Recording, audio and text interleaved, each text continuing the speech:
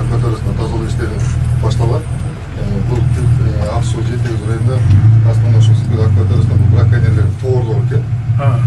Анан бул чыгарылган тоорлор биринчи иретте тазаланганда бул чындыгында эски тоорлор көп чыккан. Чыгарылган тоорлордун 70%. Даже ушул тоорлор остров калып кеткен, унутулуп калып кеткен эски тоорлор. Ал жерге өрдө, каз, балыктын баары уже чирip кеткен, жайгашып.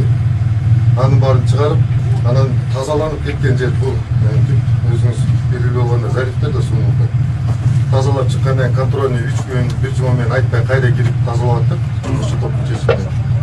Анан келгенде экинчи ирет тазалаганда почти 60-70% таза тоорлор чыга баштады.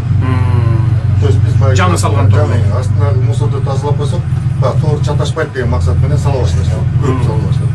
Жарына чейин жеткенбиз, Караколдон баштап. Анан 2 күн мурун бияка контрольный келдик. Көчө 2,5 километр тоорлор. Жалаң жаңылары.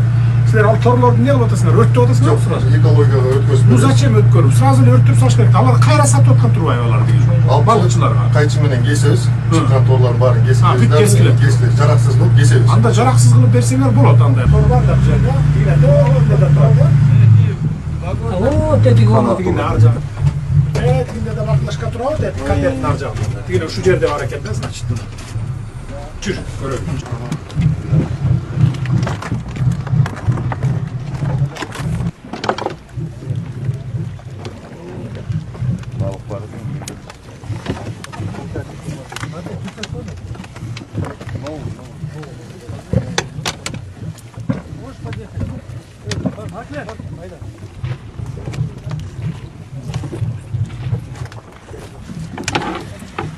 Ana bu eski tollorga толкундагы билет өтөткөндө бар. Тереңдиги канча метр экен бул жер? 26 метр. Дальше кет.